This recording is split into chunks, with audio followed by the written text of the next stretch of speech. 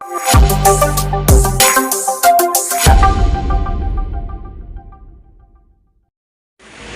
Mass മോട്ടോഴ്സിൽ നിന്നാണ് ഹീറോൻ്റെ passion pro വണ്ടി general സർവീസായിട്ട് കയറ്റിയാണ്.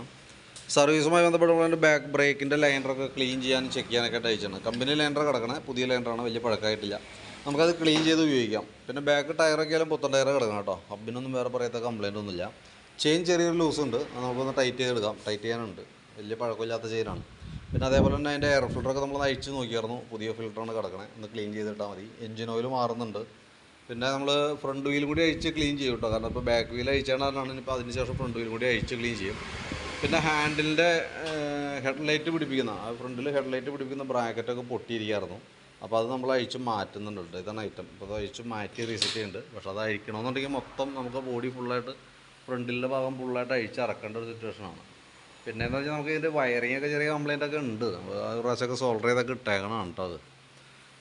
ഇപ്പോൾ പിന്നെ നമുക്ക് ഈ ഭാഗത്തേക്ക് വരുമ്പോഴത്തേക്ക് നമുക്ക് അതിൻ്റെ സ്പാർക്ക് പ്ലഗൊക്കെ ഒന്ന് ക്ലീൻ ചെയ്തിട്ടാൽ മതി. വേറെ കംപ്ലയിൻ്റ് ഒന്നുമില്ല. ബാറ്ററി ആയാലും നമുക്ക് 2024 ബാറ്ററിയാണ്, പുതിയ ബാറ്ററി ഇരിക്കണം കേട്ടോ.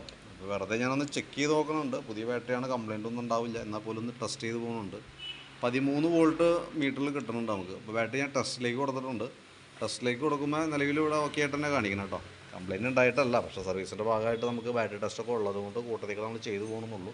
പിന്നെ ഈ സൈഡ് ബോക്സിൻ്റെ ഈ ക്ലാമ്പ് ഇവിടെ പൊട്ടി കിടക്കുന്നുണ്ട്. അത് ജസ്റ്റ് പ്രാവശ്യമൊക്കെ വെൽഡ് ചെയ്തതാണ്. നമുക്ക് ഒന്നുകൂടി ഒന്ന് അയച്ച് കൊടുത്തു നോക്കാം എത്രത്തോളം അത് ക്ലിയറായി കിട്ടും. കാരണം ഇത് ഒട്ടും കട്ടിയില്ലാത്തൊരു പൈപ്പാണിത്. ശരിക്കും ഇത് സോളിഡായിട്ടുള്ളതല്ല, അതിൻ്റെ ഉള്ളിൽ വെറും പൈപ്പ് ഉള്ളതാണ്. അപ്പോൾ അതാണ് മെയിനായിട്ടുള്ള റീസൺ. പിന്നെ എന്ന് പറയുമ്പോഴത്തേക്കും അത്യാവശ്യം ലോഡ് വരുന്ന സമയത്ത് ഈ ക്ലാമ്പാണെങ്കിൽ നല്ല സ്ട്രോങ് ക്ലാമ്പാണത്, നല്ല പട്ടയാണത്. അപ്പോൾ അതിൻ്റെ ഒരു പ്രോബ്ലം കൊണ്ട് പൊട്ടിപ്പോകണതാണ്. നമുക്കൊന്ന് അഴിച്ചൊന്ന് വെൽഡ് ചെയ്ത് നോക്കാം. വെൽഡ് ചെയ്ത് ഇടാൻ തരും കേട്ടോ.